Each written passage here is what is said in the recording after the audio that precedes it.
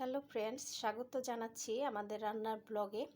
আজকেও মাছ মাংসবিহীন দুপুরের খাবারের আয়োজন।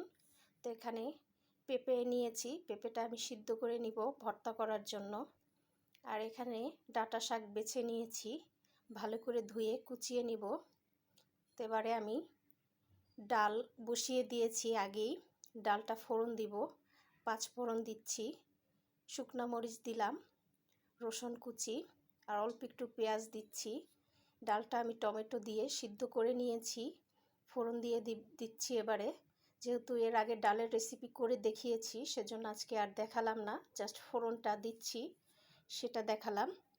আর আজকে আমাদের নিরামিষ খাওয়া, আমাদের রোজা চলছে, তো আমরা শুক্রবার এবং বুধবার এই 2 দিন নিরামিষ খেয়ে থাকি। মাছ মাংস ডিম খাওয়া একদম সম্পূর্ণ নিষেধ। তা আমি আমার বাচ্চাদেরকেও এই নিরামিষ খাবারে অভ্যস্ত করেছি, ওরা খুশি মনে খেয়ে নেয়। আজকের দিনটা কোনো অভিযোগ করে না। অন্যান্য দিন যদিও অভিযোগ করে থাকে, মাছ মাংস ছাড়া খেতে চায় না, বাট শুক্র এবং বুধবার এই 2টা দিন ওরা একদম সুন্দর মতো খেয়ে নেয়। এবারে শাকটা সিদ্ধ করে নিলাম হলুদ লবণ দিয়ে। আর পেঁপেটা আমি সিদ্ধ বসিয়ে দিয়েছি, দেখেছেন। তো শাকটা সিদ্ধ হয়ে গিয়েছে, এবারে আমি পেঁয়াজ রসুন দিয়ে ফোড়ন দিচ্ছি। শাক ভাজিতে পেঁয়াজ রসুন দিয়ে ফোড়ন দিলে বেশ ভালো লাগে, পরিমাণটা একটু বেশি দিলে বেশ ভালো লাগে। কাঁচামরিচ দিয়েছি, পেঁয়াজটা ভেজে নিচ্ছি। পেঁয়াজটা ভাজা হয়ে গেলে সিদ্ধ করে রাখা শাকটা আমি এর মধ্যে দিয়ে দিব। আর এভাবে শাক ভাজি খেতে বেশ ভালোই লাগে। তো এবার দিয়ে দিচ্ছি শাকটা এর মধ্যে দিয়ে ভালো করে নেড়ে দিব। আর বেশিক্ষণ ভাজবো না, বেশিক্ষণ ভাজলে শাকের পুষ্টিগুণটা চলে যায়, সেজন্য অল্প করে ভেজে নিব, ভিজা ভাবটা যাতে কমে যায়।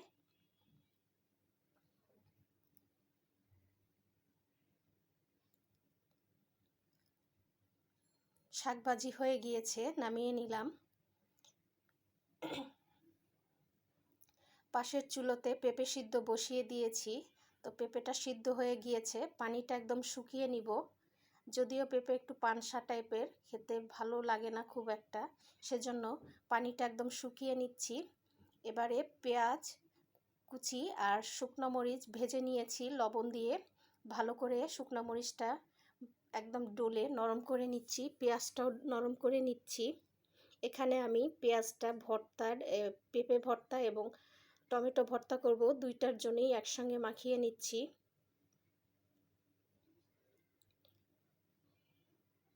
এবারে দিয়ে দিচ্ছি একটু সরিষার তেল। ভর্তাতে কাঁচা পেঁয়াজ সাথে সরিষার তেল হলে বেশ ভালো লাগে খেতে। তো আমি ইয়েটা তুলে নিয়েছি, টমেটো ভর্তার পেঁয়াজটা তুলে নিয়েছি। এবারে পেঁপে ভর্তাটা করে নিচ্ছি। এই ভর্তাটা অন্যভাবে করা যায়, কিন্তু আমি আজকে একদম সহজ এবং শর্টকাটে করছি, কারণ বাটাবাটির ঝামেলায় যেতে চাচ্ছি না, যেহেতু একদম নিরামিষ খাবো, আবার রোজা রেখেছি সেই কারণে। তো এবার ভর্তাটা হয়ে গিয়েছে। তো দুপুরের খাবার এই ছিল: শাক ভাজি, টমেটো ভর্তা, পেঁপে ভর্তা, পাতলা ডাল।